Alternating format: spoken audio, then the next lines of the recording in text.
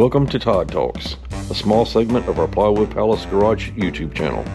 I'm your host, Todd Touchberry, and today we're stepping back to a time when roads were dirt, speed was measured in courage, and the automobile was still a mechanical marvel.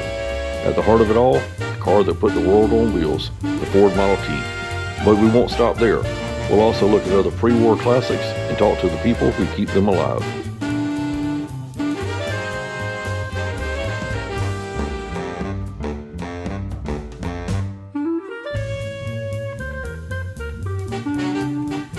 So grab your driving goggles, advance the spark, and let's take a ride into the golden age of motoring.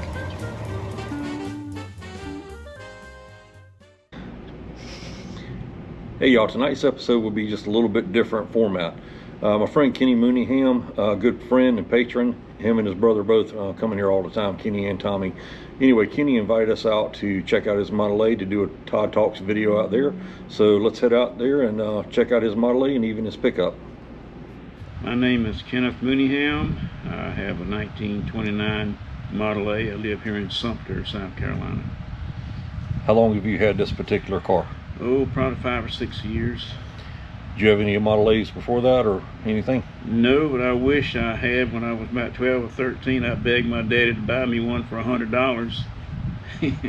Couldn't get it. That would have been a good one to still have. A good story anyway. Right. Any other classic cars that you had previously? Yeah, I've had a 67 Chevelle Super Sport, a 53 Ford F100 that I rebuilt.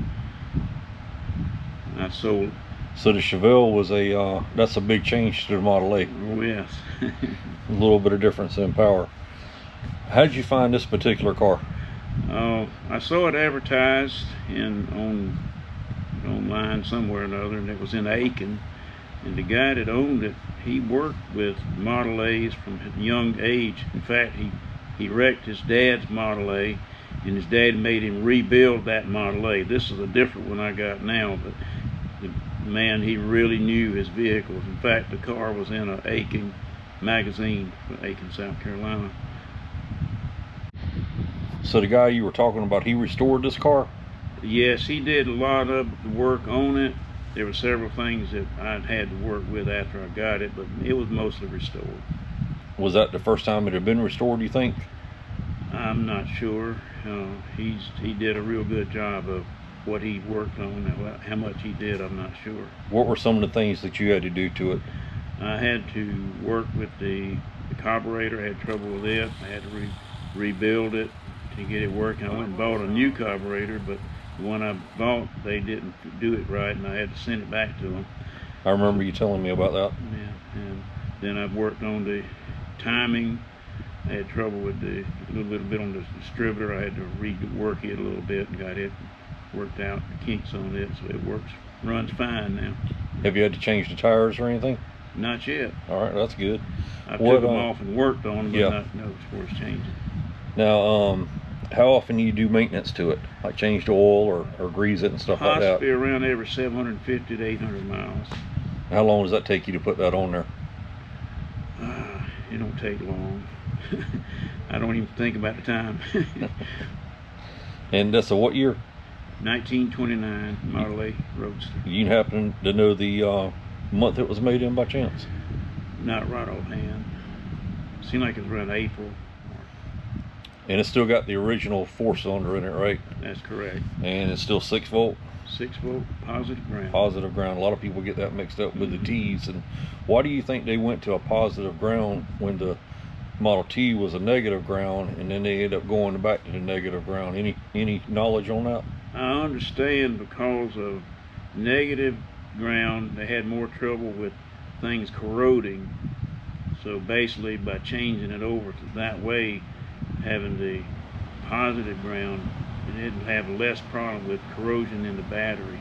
Now, whether that was the case, I don't know, but I've had two vehicles, a 53 truck and this Model A, and they were positive ground. I never had problem with the corrosion on the batteries. Well, that makes a difference there, and it makes sense, I guess. It's still got a generator on it, or alternator? Generator. Everything's original so far. Is that the factory color on the car, or as far as I know, this exact color it was in the start. What's been the most challenging thing to source for that car? Besides the carburetor. That was the main thing. Other than that, I really hadn't had any problem with finding any other things that I've needed so far. Basically go to Smith in Columbia and Jones, and they usually had most of what I needed. Yeah, Davin's a pretty good fella. Are there any period correct upgrades to it? Or is it mostly just almost 100% stock? Basically, it's 100% stock. There's no upgrades other than I put an extra mirror on the right-hand side that didn't have it when I got it. And I did that part of it. Now that car has four-wheel brakes on it compared to our Model T. So you basically have a modern design car compared to the T. Yes. Which is what most people are. Manual brakes like all of them have. So what was the last car you had before this one? Was it the Chevelle or the truck? The Chevelle. I had the truck before. All right, you had the Chevelle previously. How hard was it to get used to driving something with the Spark Advance and hand throttles and double clutching and all that junk compared to getting out the high horsepower Chevelle? Not too much of a problem. Like I say, I had a 53 truck and it didn't have the low gear synchronized, and my 64 truck I got is not synchronized in low gear. So I was used to it, and then driving farm tractors at times too.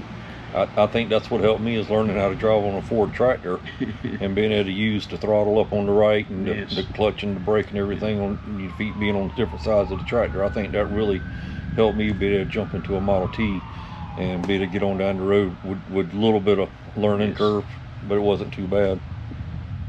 What's your maximum cruising speed in that Model A? I've had it up to 60, but around 50 mile an hour is basically what I try to drive it. 60 is the end of the world in a car like that, isn't it? Yeah, it runs good at 60, but I wouldn't want to keep it there. What's the furthest you've driven that car in one particular day? Probably I went to Manning to pick up my granddaughter at school, which the children were all excited about that when I pulled up in the yard of the school there in Manning Elementary School. They enjoyed seeing it. Now, have you done any parades or car shows or anything in it? Just basic ones around here in Sumter.